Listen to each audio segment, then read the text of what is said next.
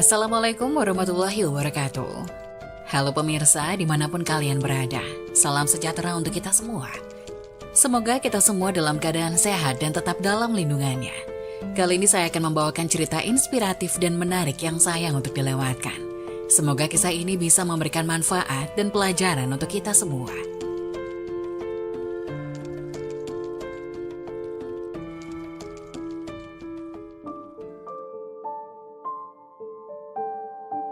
Lakukan amalan ini untuk menyelamatkan orang tua dari siksa dan azab kubur. Kehilangan orang tua menjadi salah satu hal yang paling menyedihkan yang akan dirasakan oleh sanak saudara. Akan tetapi jika anak benar-benar sayang kepada orang tuanya, ada baiknya untuk melakukan berbagai perbuatan baik dan amalan agar orang tua terhindar dari siksa kubur. Dalam hal ini, seorang pendakwah Islami Ustadz Abdul Somad mengajarkan beberapa amalan serta cara agar para orang tua yang meninggal dunia selamat dari azab dan siksa kubur. Tidak hanya mampu menyelamatkan orang tua dari azab dan siksa kubur, amalan ini juga dapat menyelamatkan diri sendiri. Dalam hal ini, setidaknya ada 6 amalan yang mana salah satunya adalah membaca Al-Quran dan doa. Hal ini dijelaskan secara terperinci oleh seorang ulama.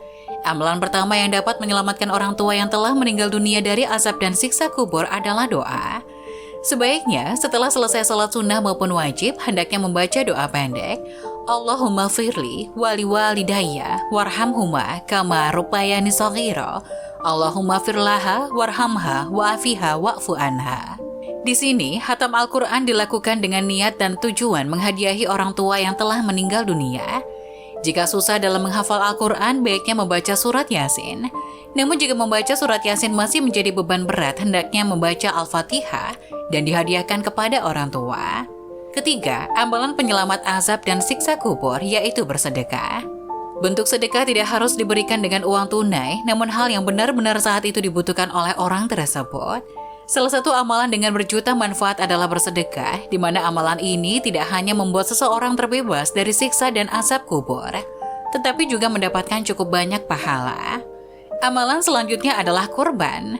Amalan ini dapat dilakukan jika seseorang mengalami kelebihan rezeki, dan amalan penyelamat dari azab dan siksa kubur yang terakhir adalah puasa. Insya Allah, jika mengerjakan salah satu amalan dari amalan ini agar orang tua selamat dari azab dan siksa kubur. Namun, perlu diketahui ternyata begini kondisi mayit ketika diziarahi. Ziarah kubur menjadi salah satu cara melepas kerinduan antara orang yang masih hidup dengan seseorang yang sudah meninggal. Namun ternyata, bukan hanya yang berziarah saja yang merasa terobati kerinduannya, tapi seseorang yang telah meninggal pun merasa senang sebab mereka mengetahui kehadiran kita.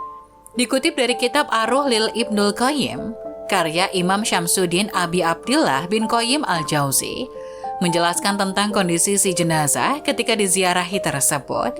Ibnu Abdul Bar dari Rasulullah SAW berkata, seorang muslim yang lewat pada kuburan saudaranya yang dikenal di kala hidupnya di dunia, kemudian memberi salam kepadanya, maka Allah mengembalikan salam itu kepadanya sehingga ruhnya yang membalas salam itu. Dalam Sahih Bukhari Muslim dari Ibnu Abdul Bar dari Rasulullah SAW, dengan bentuk yang berbeda-beda disebutkan bahwa beliau memanggil nama-nama mereka, ya Fulan ibnu Fulan. Apakah kalian benar-benar mendapatkan apa yang telah dijanjikan Allah buat kalian itu? Sedangkan aku sendiri benar-benar telah mendapatkan apa yang telah Allah janjikan untukku. Umar berkata, ya Rasulullah, mengapa Tuhan berbicara dengan mereka yang telah menjadi bangkai itu? Beliau menjawab, demi Allah, kamu tidak lebih mendengar pembicaraanku dari mereka. Cuma sayang mereka tidak bisa menjawab. Dari Rasulullah SAW bersabda bahwa mayit mendengar bunyi sandal pengantarnya setelah mereka kembali pulang. Oleh karena itu, beliau mensyariatkan agar setiap mukmin yang melewati kuburan memberi salam.